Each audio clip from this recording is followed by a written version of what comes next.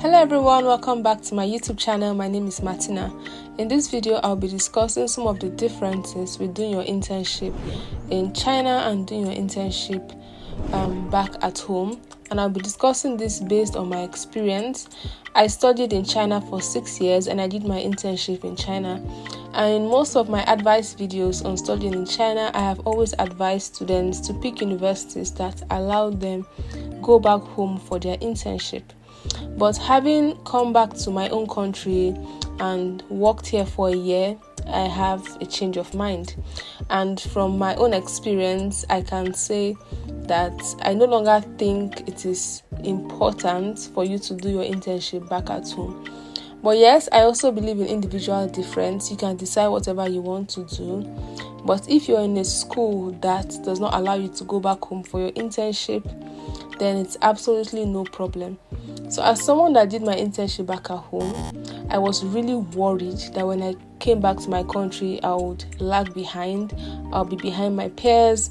I'll be behind those that studied here in Nigeria, behind those who came back to Nigeria for internship, behind those that have some clinical experience here in Nigeria. But that was not the case.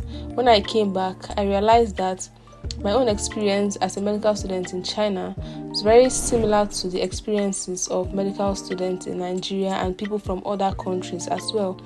I realized that our level of clinical skills were almost at the same level, but there are some things that some other students might be able to do better than me, and maybe those that studied in Nigeria or those that did their internship in Nigeria, they had a little bit more experience, but I realized that did not put them ahead of me clinically. I got to learn that the things that I thought I was going to learn throughout my internship, or the things that I thought would be holding me back, were things that I was able to learn in about 2 weeks or less. I realized that the most important thing is actually your knowledge, and if you read and you're able to understand topics, you're able to understand cases, diseases, how it's treated, and not particularly your practical skills.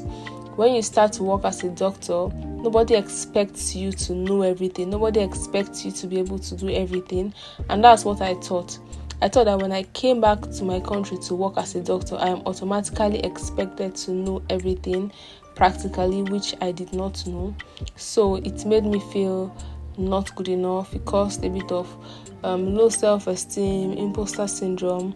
But I got to realize that all those things were things I could easily learn in my first month as a doctor, and I was able to catch up.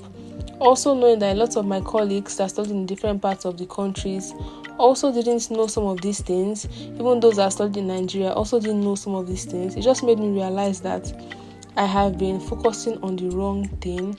What is actually important is that you continue to read and you continue to gain more knowledge that you can apply when you become a doctor, because that is actually what separates you from your peers, from your colleagues.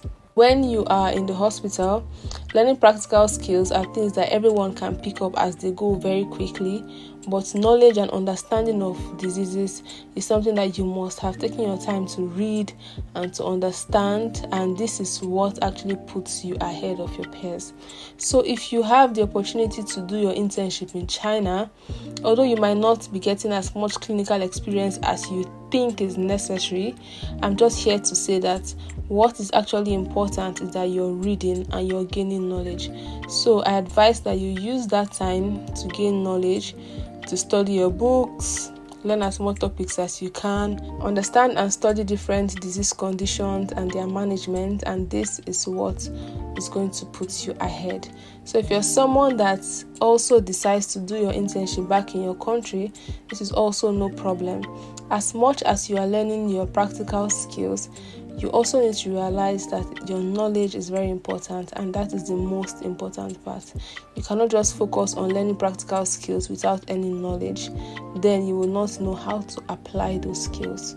So I'm taking back my advice, which I have always given, and I've always said, try to go to a school that allows you to do your internship in your country. But now pick a school that is accredited, pick a school that is recognized in your country, recognized internationally. Also pick a school that is in a city that you're comfortable with, that the weather is good.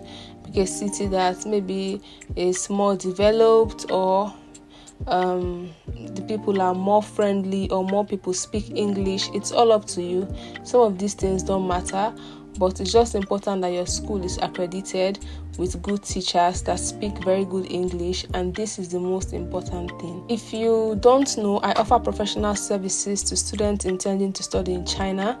So I help students get admission to recognized universities in China. So if you're someone that is interested in studying medicine in China, feel free to send me an email. My email is in the description box, and we can work together to process your admission. If you're someone that is struggling as a medical student in China, you can always feel free to reach out to me, and I'll try to advise you based on my experience on how to have the best experience as a medical student in China. So yeah, I'm just trying to create an environment where we can all learn, we can all grow and progress, where there is no limitation because you studied in a particular country.